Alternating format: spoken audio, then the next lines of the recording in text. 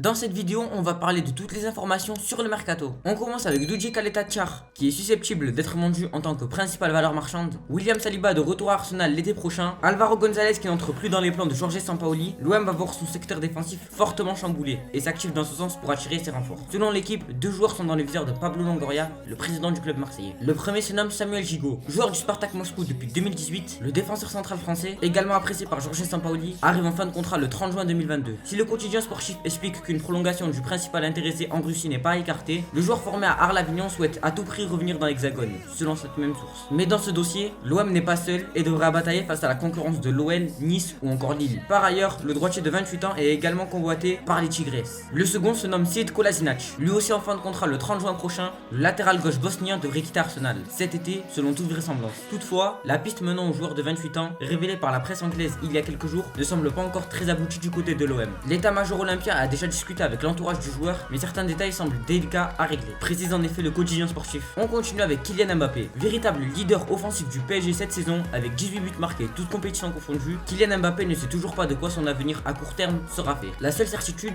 son contrat à Paris expire le 30 juin 2022, soit à la fin de cet exercice en cours. Selon les informations du journal Le Parisien, l'attaquant français, libre de négocier avec le club de son choix depuis le 1er janvier dernier, n'a toujours pas tranché sur son avenir, ni dans le sens d'un départ, ni dans le sens d'une prolongation, complète le quotidien régional. Selon cette même source, les discussions contractuelles au sujet d'une potentielle prolongation du joueur de 23 ans à Paris se poursuivent dans le calme entre le PSG et l'entourage du joueur. Si un accord de renouvellement est trouvé, le journal croit savoir que celui-ci portera toutefois une durée courte. Par ailleurs, le Parisien ajoute que la double confrontation face au Real Madrid en 8ème de finale de la Ligue des Champions pèsera de manière forte dans la réflexion du crack de Bondy, tandis que la question d'entraîneur entre Pochettino et Zinedine Zidane n'aura pas de réel impact sur sa décision. En parallèle, aucune négociation secrète n'a été entamée par le joueur et ses parents avec le Real Madrid, lance le Parisien. Alors que la presse espagnole fantasme sur le sujet très régulièrement, de quoi redonner espoir aux supporters parisiens. On retourne à l'OM. Selon l'équipe, Youssef Belaïli et Cédric Bakambu, tous deux sans club, ont été proposés à l'OM. Actuellement au Cameroun pour disputer la CAN avec sa sélection, Belaïli a résilié son contrat avec le Qatar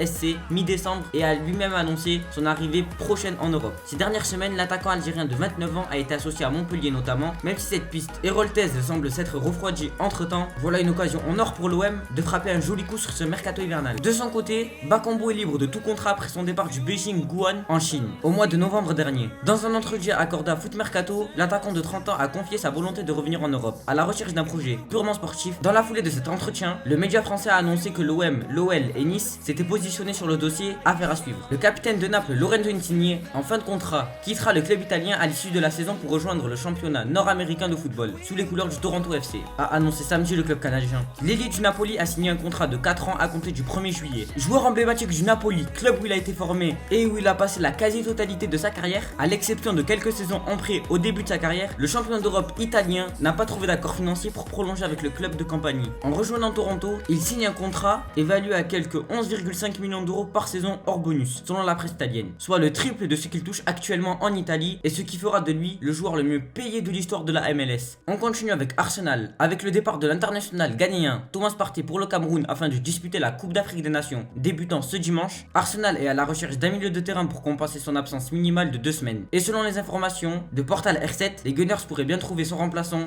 de l'autre côté de l'Atlantique. En effet, la direction londonienne aurait déjà envoyé une offre de 160 millions d'euros de Real brésilien, environ 25 millions d'euros pour le milieu de terrain de Palmeiras Danilo, âgé de 20 ans. Un premier chèque de 20 millions assorti de 5 millions d'euros en bonus. Si West Ham serait également intéressé par son profil, le club Auriverde ne voudrait pas lâcher son jeune joueur sous contrat jusqu'en 2025. On continue avec Arnaud Danjuma qui est convoité par Liverpool. L'ailier de 24 ans s'est parfaitement adapté à l'Espagne depuis son arrivée à Villarreal l'été dernier en provenance de Bournemouth pour 23,5 millions d'euros. En témoignent ses 9 buts et ses 3 passes décisives en 18 matchs, toutes compétitions confondues avec le sous-marin jaune. Ses performances attisent forcément les convoitises sur le vieux continent. The Athletic explique que plusieurs grosses écuries européennes suivent l'international néerlandais. Liverpool fait d'ailleurs partie de ses courtisans. Même si son contrat avec la formation actuellement 8ème de la Liga court jusqu'en 2026, le média britannique révèle que son bail comporte une clause de 75 millions d'euros activable à tout moment. Toutefois, même si les Reds ont perdu Mohamed Salah et Sadio Mané partis à la CAN aux avant-postes pour quelques semaines, un départ de Danjuma cet hiver n'est pour l'instant pas d'actualité. Donc voilà les gars, c'est déjà la fin de ce Fast Mercato. On se retrouve demain pour un nouvel épisode. N'hésitez pas à liker et à vous abonner pour plus de vidéos. Ciao.